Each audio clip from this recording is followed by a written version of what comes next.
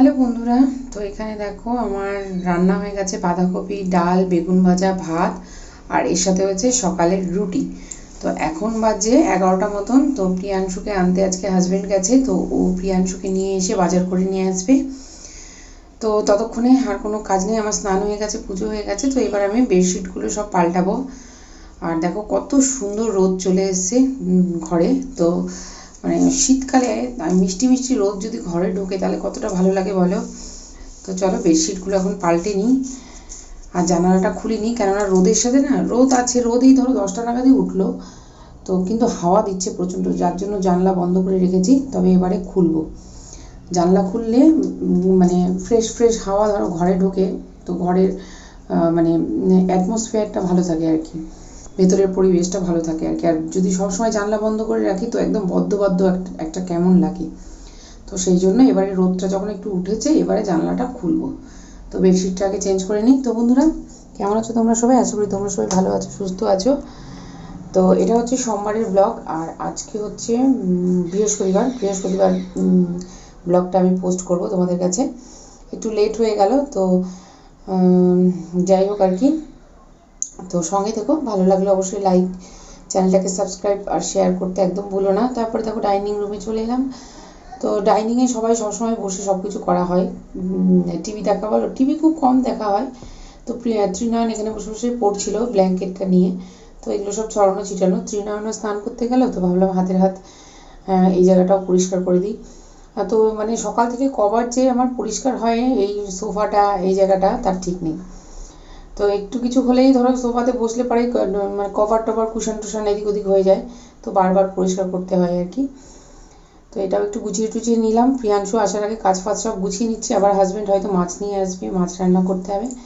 আর এদিক দিয়ে না প্রচণ্ড ঠান্ডা ঠান্ডা হাওয়া আসছে, যার জন্য জানলাটা বন্ধ করে পর্দাটা টেনে দিলাম, দরজারও পর্দাটা টেনে বন্ধ প্রচণ্ড ঠান্ডা। আমি এখন রিনার বাড়ির সামনে দাঁড়িয়ে আছি, রিনা নিচে আসবে, বাইরে কুয়াশা।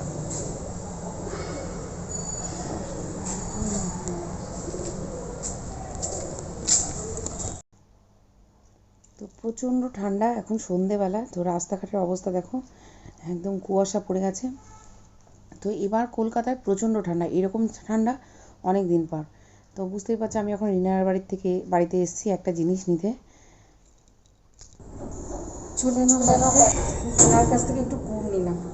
অ্যাকচুয়ালি আজকে পৌষ পার্বণ, তো দাঁড়াও,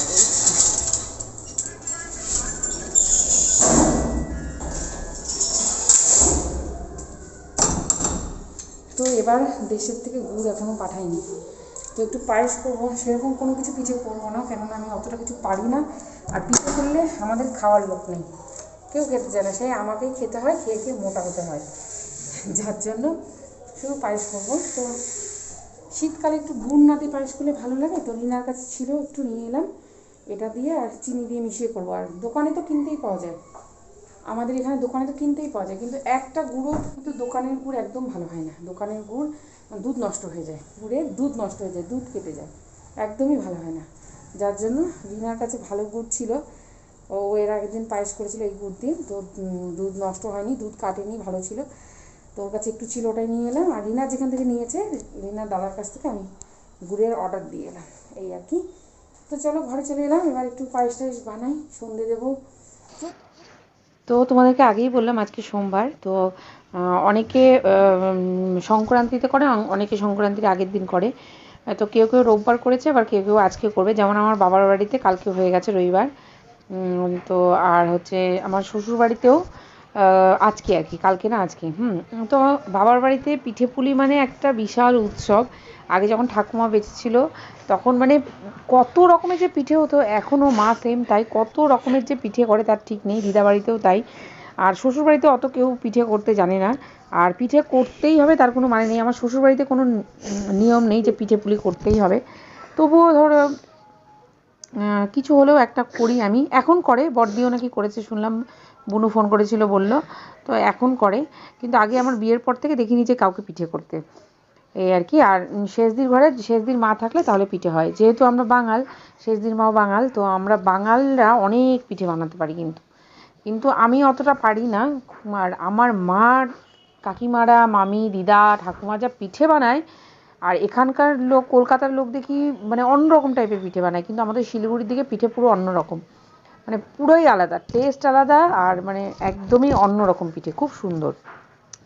তো এখানে দেখো আমার পায়েসটা ফুটছে আর কি। তো রিনার কাছ থেকে যে গুড় নিয়ে এলাম, চিনি দেবো আর কিছুটা গুড় দেবো, দিয়ে করব। আর এদিকে হচ্ছে যেহেতু পায়েস করছি, একটু ঝাল ঝাল তরকা করব। তো প্রথমে ভাবলাম লুচি করব, তারপর কেউ লুচি খাবে না বললে, তারপর ভাবলাম না থাক, তাহলে রুটি করব, এই আর কি।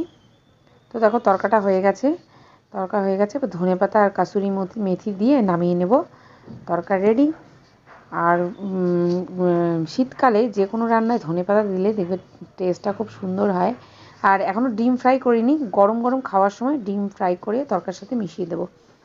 আর এখানে দেখো পায়েসটাতেও আমি গুড় দিয়ে দিয়েছি, পায়েসটাও খুব সুন্দর হয়েছে। তো আর এগুলো তো মৌ পাঠিয়েছে, দেখো এত কিছু বানিয়েছে মৌ, কুশুলি, মালপোয়া, এটা হচ্ছে সরচকলি, তারপরে পায়েস, ওটা হচ্ছে দুধের পিঠে, এই আর কি। তো এবার হচ্ছে রাত্রের ঘুমানোর ব্যবস্থা করছি এখানে। তো এত ঠান্ডা এখানে, এত ঠান্ডা যে কি বলবো, যে এবার যেন কলকাতায় একদম রেকর্ড ঠান্ডা, এরকম ঠান্ডা খুব কমই ফিল করেছি আমরা। তো যার জন্য না বিছানায় ব্ল্যাঙ্কেট পেতে দেবো, তাহলে কী হবে, বিছানাটা গরম হবে, বিছানাগুলো একদম জল হয়ে থাকছে, যার জন্য ব্ল্যাঙ্কেট পেতে দেবো। আর এই ঘরে চাদরটাও চেঞ্জ করে নেবো, এই ঘরে চাদরটা একবারে চেঞ্জ করে, ওই ঘরে চাদরটা তো সকালে চেঞ্জ করেছি, আর এই ঘরেটা চেঞ্জ করা হয়নি, যার জন্য চেঞ্জ করে একবারে ব্ল্যাঙ্কেট পেতে দেবো দুটো বিছানায় আর কি।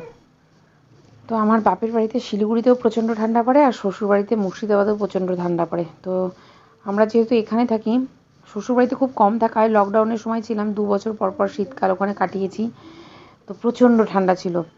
আর শিলিগুড়িতেও প্রচণ্ড ঠান্ডা পড়ে, সেটা সবাই জানো, পাহাড় সাইড, তো প্রচণ্ড ঠান্ডা পড়ে, কিন্তু কলকাতায় অতটা ঠান্ডা উপভোগ করি না। আর মা হচ্ছে শীতের সমস্ত সোয়েটার ফোয়েটার সব শিলিগুড়ির থেকে আমাদের জন্য কিনে রাখে, যখন আমরা যাই বা মারা আসে তখন নিয়ে আসে। তো অত মোটা মোটা সোয়েটার না এখানে প্রয়োজনই হয় না, আমার আলমারিতে পড়েই থাকে, আমি ভাবি কবে পরবো।